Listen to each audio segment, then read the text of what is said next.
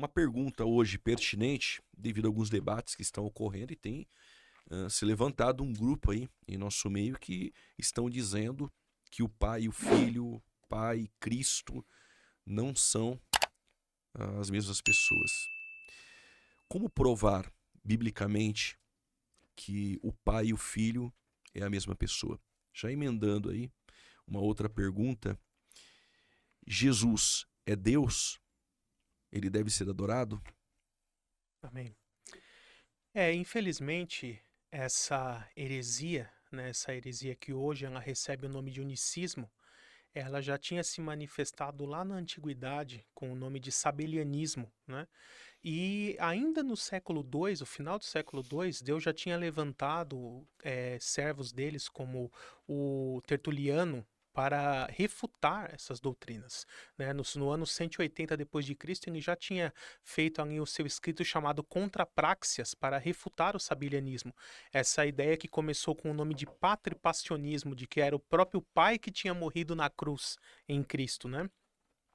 E ela já havia sido refutada, mas infelizmente nos últimos séculos está ressurgindo essa ideia de que Pai, Filho e Espírito Santo seriam a mesma pessoa que se apresenta de formas diferentes, né? Eu poderia aqui ficar 2 horas falando textos bíblicos, dar mais de 50 textos bíblicos falando sobre isso. Mas eu vou apenas citar alguns que eu creio ser bem contundentes para mostrar essa distinção entre o pai e o filho. Isso já no Antigo Testamento, né? Olha que legal aqui, Salmo 110, é um salmo que o rei Davi escreveu, e ele diz assim, até você pode depois checar na sua Bíblia, ele começa assim: O Senhor disse ao meu Senhor. Então, se a sua Bíblia for uma boa tradução, essa primeira menção da palavra o Senhor vai estar a palavra Senhor inteiro em letras maiúsculas, porque é a tradução do tetragrama, Yahvé, né? Yod, Re, Vav, Re, as letras hebraicas. Disse ao meu Senhor aqui em hebraico é Adonai. Então, olha o problema aqui.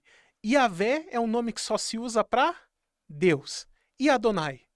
É um outro nome que só se usa para Deus. E aí o texto começa dizendo: Yahvé disse para Adonai. Aí, peraí, Deus é louco, é esquizofrênico, que tem complexo de dupla personalidade, que está falando sozinho no céu? Não, são duas pessoas distintas. Olha o que ele vai dizer. Senta-te à minha direita, até que eu faça dos teus inimigos um estrado para os teus pés, né? E aí depois no verso 4 ele fala um pouco mais, né? E Yahvé fala um pouco mais sobre quem é esse Adonai com quem ele está conversando. Ele diz assim, né? O Senhor, né? Yahvé jurou e não se arrependerá. Tu Adonai, com quem ele está conversando. Tu és sacerdote para sempre, segundo a ordem de Melquisedeque. Então, depois, quando nós vamos lá na carta aos Hebreus, quem é o nosso sumo sacerdote eterno, segundo a ordem de Melquisedeque? É o próprio Cristo, É o tema né? central da carta aos Hebreus. Exatamente. Então aqui nós vemos pai e filho conversando no céu, um do lado do outro, ali no trono, na soberania celestial, já no Antigo Testamento, como pessoas distintas. E é interessante que lá em Mateus 22, um judeu chega tentando colocar Jesus em contradição e ele diz assim. De quem. E aí Jesus começa a conversar com ele e Jesus pergunta: segundo a escritura, de quem o Messias é filho? E aí o judeu fala: é filho de Davi. E aí ele pega esse texto e fala: se ele é só filho de Davi, por que o próprio Davi o chama de Senhor? Né, mostrando que já existia antes dele. Ele cita aqui o Salmo 110. E aí a pessoa fica, o judeu ali ficou sem resposta, mostrando que Jesus já tinha uma natureza divina antes de ter se encarnado e feito homem, já existia antes de Davi. O próprio Jesus fala: antes de Abraão nascer, eu sou. Eu já existia, né? Então aqui é um dos textos que o próprio Jesus usou, inclusive.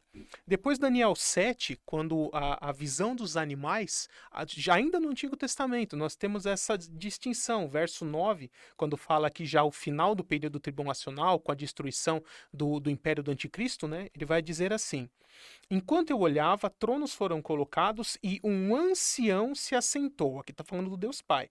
Sua veste era branca como a neve, o cabelo era branco como a lã. Em seu trono estava envolto em fogo, né? E aí ele vai dando mais descrição. E aí, verso 11. É, continuei a observar por causa das palavras arrogantes que o chifre falava. Fiquei olhando até que o animal foi morto e seu corpo foi destruído e atirado no fogo. Né? Então ele vai falando aqui desse juízo. Aí quando chega no 13, em minha visão à noite, vi alguém semelhante a um filho de homem, vindo com as nuvens do céu. Ele se aproximou do ancião, que é o pai, que já tinha descrito aqui, e foi conduzido à sua presença. Ele recebeu autoridade, glória e o reino. Todos os povos, nações, homens, tribos e línguas o adoraram. Já respondi a segunda pergunta também, né? Exatamente.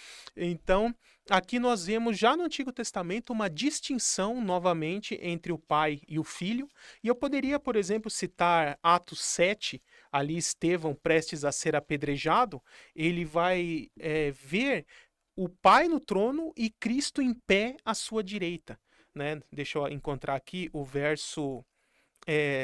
Deixa eu ver. 50 e. Deixa eu só encontrar aqui. Tá, aqui, 55. Mas Estevão, cheio do Espírito Santo, levantou os olhos para o céu e viu a glória de Deus e Jesus em pé à direita de Deus. E disse: vejo os céus abertos e o Filho do Homem em pé à direita de Deus. Então não tem como ser uma pessoa só, né? E ainda sobre a questão que você me perguntou, se Jesus pode ou deve ser adorado, o autor aos Hebreus responde isso no capítulo 1. Ele faz a citação, que inclusive é de um salmo, de um evento que aconteceu ali na noite do nascimento de Jesus, quando os anjos se manifestam ali no campo aberto, guiando os pastores, e eles cantam hinos e adoração a Deus. E aí ele diz aqui assim, quando ele vai falar a quem ordenou a todos os anjos que o adorem. Deixa eu só encontrar o verso Os específico. 5 e 6, né? Deixa eu ver. Isso. Pois a qual dos anjos Deus alguma vez disse: Tu és meu filho, hoje te gerei. E outra vez serei seu pai, e ele será meu filho. E o verso 6 agora. E ainda quando introduz o primogênito no mundo, diz: E todos os anjos de Deus o adorem.